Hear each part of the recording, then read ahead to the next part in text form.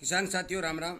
आशा करता हूँ आप सब ठीक ठाक होंगे। साथियों, आज हम चर्चा करने वाले हैं गेहूं और सरसों के ऊपर। साथियों, इन दोनों जिनसों पर चर्चा करनी बहुत जरूरी है, क्योंकि सरकार जो है इन दोनों जिनसों के बारे में बड़ी सख्त है और अपने पुरजोर हथकंडे अपना रही है कि जिस किसान के पास गेहूं और सरसों पड़ी है उसे बाजार के हिसाब से भाव नहीं मिले। स्पष्ट बात मैं ये बात कहना चाहता हूँ, इसमें कोई दो राय नहीं है कि सरकार की ये नीति है कि जिस किसान भाई के पास सरसों और गेहूं पड़ी है और जिनसों में तो भाव दे, मान के चलो जिस जो खाद्य वस्तुएं नहीं है सरकार के हाथ में नहीं है, परंतु ये दोनों ही जिनसों मौके पर दोनों ही जिनसों की पैदावार हुई है। दोनों ही जिनसों के अंदर सरकार की ये सोच है कि किसान को कतई उसका जो है कि भाव नहीं मिले, और जिसका कारण मैं आपको स्पष्ट इस वीडियो में समझाऊंगा। और इसी तरह की जो खबर निकल के मेरे पास आ रही है वो मैं आप तक पहुंचाने की भरपूर कोशिश करता हूं और किसान की आवाज़ भी उठाता हूं।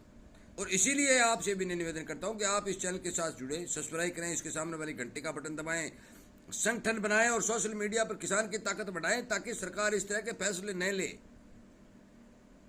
ये खड़े फैसले किसान की मौत का कारण बनते हैं, किसान की जेब से पैसे निकालते हैं।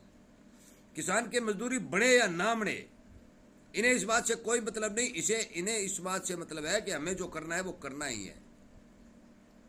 साथियों, गेहूं सरकार बाहर से मंगा रही है और इस पर कार्रवाई जो शुरू भी हो चुकी है कि गेहूं आयात करेंगे। कितना करेंगे? 4-5 लाख टन। ये इतना तो बता रहे हैं, करेंगे ये कितना ही। और फ्री पोर्ट ड्यूटी जो 40% ड्यूटी लगा रखी है वो ड्यूटी भी घटाने जा रही है। और वो ड्यूटी घटाने के बाद जो भारत की बंदरगाहों पर गेहूं पहुंचेगा उसका रेट होगा 2600-2700 रुपए।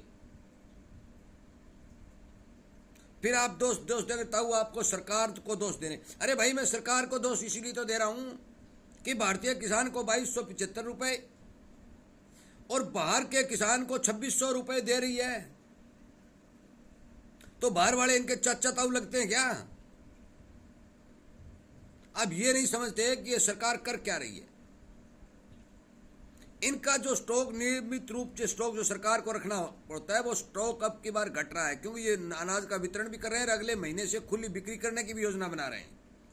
और इसीलिए इन्होंने बाहर से गेहूं का आयात करने की जो है प्रक्रिया है वह शुरू की है। साथियों, मैं आपको बता देना चाहता हूं, यदि आप इसी तरह का आवाज नहीं उठाएंगे तो किसान को जायज भाव नहीं मिलने वाले। इसलिए आप अपनी आवाज सरकार तक पहुंचाने की भरपूर कोशिश करें। दूसरी बात मैं करता हूं सरसों के ऊपर। साथियों, आप सभी को पता है कि एक पहले खबर निकल के आई कि हरियाणा सरकार जो है सरसों की बिक्री करेगी। और एक बार उन्होंने जब भी उनसे कोई सवाल मीडिया वालों ने पूछा तो उन्होंने कह दिया कि भाई नहीं करेंगे, क्योंकि हल्ला नहीं मच जाए। परंतु उन्होंने बिक्री की और फिर दोबारा बिक्री करने जा रही है और करेगी भी। और आपको मैं ये बता दूं कि 95,000 टन सरसों बेचेगी। अब तो पिछले 2 दिन में है 15 और 21,000 टन। अब की बार 15,000 टन करके 95,000 टन सरसों जो है खबर निकल के आ रही है कि बाजार के अंदर सरसों उतारेगी। और क्यों उतारेगी? कि सरसों के भाव नहीं बढ़े। साथियों, मैंने आपको पहले भी कहा था, जो सरसों की फसल खड़ी थी तभी कहा था कि सरसों की फसल बेहद कमजोर है, भाव अच्छे मिलने की उम्मीद है, परंतु सरकार इस पर चाबुक चलाएगी। पर फिर भी किसान को एमएसपी के इर्द गिर्द के भाव मिलते रहेंगे। यदि सरकार इस पर चाबुक नहीं चलाती, इस पर ड्यूटी बढ़ा देती, बाजार में अपने सरसों इतनी जल्दी नहीं उतारती, तो किसान को अब की बार अच्छे भाव मिलने की भरपूर संभावना थी। परंतु बाढ़ खेत को खाने लग जाए तो खेत पनपता नहीं है, या तो बाढ़ खेत को खा रही है। तभी मैं आपसे भी निवेदन करता हूं कि इस तरह के फैसले जो अधिकारी लोग सरकार में बैठे अपने भाई बंद ले रहे हैं, उन भाइयों तक ये बात पहुंचे कि आप समय से पहले ये फैसले मत लें।